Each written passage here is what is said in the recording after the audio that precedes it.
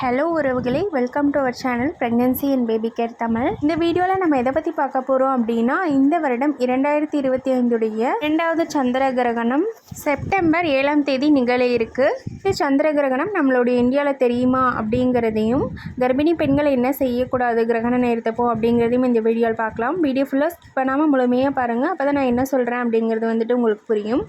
நம்ம சேனல் இப்போ தான் ஃபஸ்ட் டைம் பார்க்குறீங்க அப்படின்னா மறக்காமல் சப்ஸ்கிரைப் பண்ணிட்டு பாருங்கள். அப்போ தான் நான் போடுற வீடியோஸ்லாம் உங்களுக்கு நோட்டிஃபிகேஷனில் வரும். இந்த வருடம் 2025 ஆல்ரெடி 2 கிரகணங்கள் முடிஞ்சிருச்சு.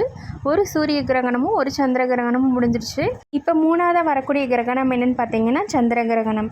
இந்த செப்டம்பர் மாதத்தில் 2 கிரகணங்கள் வருது. ஃபஸ்ட்டு முதல்ல வரக்கூடிய கிரகணம் என்னென்னு பார்த்தீங்கன்னா சந்திர கிரகணம். அதுக்கப்புறம் செப்டம்பர் 21ஆம் தேதி தான் சூரிய கிரகணம் நிகழ இருக்குது. முதல்ல வரக்கூடிய இந்த சந்திர கிரகணத்தை பற்றி பார்த்துடலாம். இப்போ வரக்கூடிய செப்டம்பர் 7ஆம் தேதி வரக்கூடிய இந்த சந்திர கிரகண நேரத்தில் இந்த சந்திர கிரகணம் வரதுனால நம்மளுடைய இந்தியாவில் கிரகணம் தெரியும். இந்த சந்திர கிரகணம் எப்போ வருது அப்படின்னு பார்த்தீங்கன்னா செப்டம்பர் 7ஆம் தேதி ஞாயிற்றுக்கிழமை இரவு 8:58 தொடங்கி அடுத்த நாள் செப்டம்பர் 8ஆம் தேதி அதிகாலை 2:25 வரை இந்த சந்திர கிரகணம் நிகழும். கிரகணம் நிகழும் போது கர்ப்பிணி பெண்கள், வயதானவர்கள், குழந்தைகள், நோயாளிகள் எல்லாருமே கொஞ்சம் சேஃப்டியாக இருக்கிறது நல்லது. ஏமா கர்ப்பிணி பெண்கள் கொஞ்சம் சேஃப்டியாக இருக்கணும். ஏன் அப்படின்னா கிரகண நேரத்தப்போ கதிர்வீச்சு, அதாவது ரேடியேஷனோட தாக்கம் அதிகமாக இருக்கும். அதனால தான் கர்ப்பிணி பெண்கள் என்னெல்லாம் செய்யக்கூடாது அப்படிங்கிறத பற்றி பார்த்துடலாம். கிரகண நேரத்தப்போ கர்ப்பிணி பெண்கள் வெளியே போகிறத மேக்ஸிமம் அவாய்ட் பண்ணிக்கோங்க. இந்த கிரகணம் இரவு நேரத்தில் வரதுனால யாரும் வெளியே அதிகமாக போக மாட்டீங்க. சப்போஸ் ஏதாவது வெளியே போகிற மாதிரி இருந்தால் முன்னாடியே போயிட்டு வந்துடுங்க. லாங் ட்ராவல்லாம் கொஞ்சம் அவாய்ட் பண்ணிக்கிறது நல்லது. அந்த கிரகண நேரத்தப்போ மட்டும் ஏதாவது எமர்ஜென்சி சுச்சுவேஷன் அப்படின்னா தாராளமாக போகலாம். மித்தபடி அவாய்ட் பண்ணிக்கோங்க.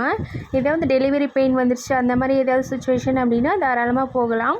மித்தபடி அவாய்ட் பண்ணிக்கோங்க. அடுத்து என்ன செய்யக்கூடாது அப்படின்னு பார்த்தீங்கன்னா, கூர்மையான பொருட்கள்லாம் யூஸ் பண்ணாதீங்க. கத்தி, கத்திரிக்கோல், ஊசி நூல் வச்சு தைக்கிறது, தையல் மிஷினில் தைக்கிறது இந்த மாதிரிலாம் செய்யாதீங்க அந்த கிரகண நேரத்தப்போ மட்டும்.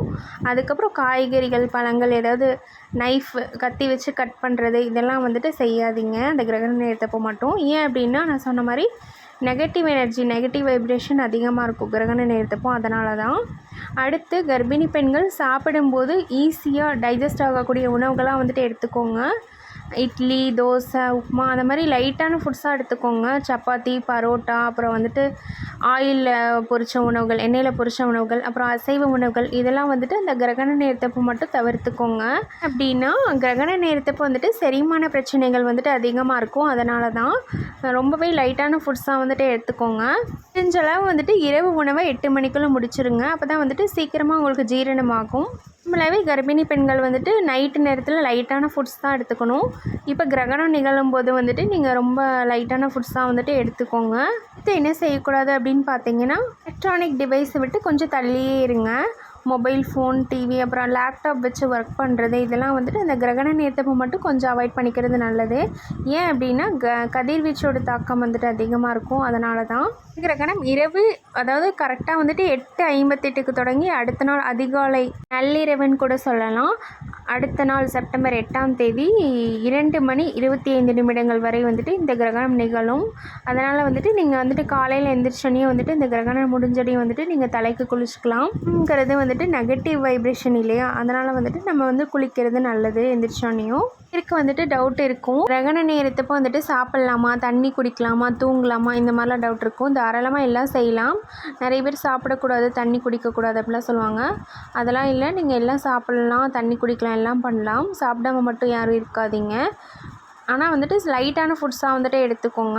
நான் சொன்ன மாதிரி வெளியே போகிறத மேக்ஸிமம் அவாய்ட் பண்ணிக்கோங்க. ஏதாவது எமர்ஜென்சி சுச்சுவேஷன் அப்படின்னா தாராளமாக போய்க்கலாம். மித்தபடி அவாய்ட் பண்ணிக்கோங்க. கிரகணம் முடிஞ்சதுக்கப்புறம் அடுத்த நாள், அதாவது செப்டம்பர் 8ஆம் தேதி காலையிலேயே கிரகணம் முடிச்சிருவோம் இல்லைங்களா. அதுக்கப்புறம் நீங்கள் எங்கே வேணால் போய்க்கலாம். விஷயங்கள்லாம் சயின்டிஃபிக்கலி ப்ரூவ் ஆகலை, அதாவது அறிவியல் ரீதியாக ப்ரூவ் ஆகலை. இருந்தாலும் நம்மளுடைய முன்னோர்கள், பாட்டி அவங்களாம் சொல்லியிருப்பாங்க, கிரகண நேரத்தப்போ கர்ப்பிணி பெண்கள் இந்த விஷயங்கள்லாம் செய்யக்கூடாது அப்படின்னு சொல்லியிருப்பாங்க. இதெல்லாம் ஒரு மித்து, அதாவது நம்மளுடைய நம்பிக்கைக்காக தான். கொஞ்சம் நேரம் தான், அதை ஃபாலோ பண்ணுறதுல ஒரு தப்பும் இல்லை. வீடியோ உங்களுக்கு யூஸ்ஃபுல்லாக இருந்திருக்கும்னு நினைக்கிறேன். நம்ம சேனலை இப்போ தான் ஃபஸ்ட் டைம் பார்க்குறீங்க அப்படின்னா மறக்காமல் சப்ஸ்கிரைப் பண்ணி வச்சுக்கோங்க. அப்போ தான் நான் போடுற வீடியோஸ்லாம் உங்களுக்கு நோட்டிஃபிகேஷனில் வரும். இந்த மாதிரி வீடியோஸ் மட்டுமல்ல, pregnancy related videos, baby care videos எல்லாம் போடுவேன். மறக்காமல் சப்ஸ்கிரைப் பண்ணி வச்சுக்கோங்க. தேங்க்யூ.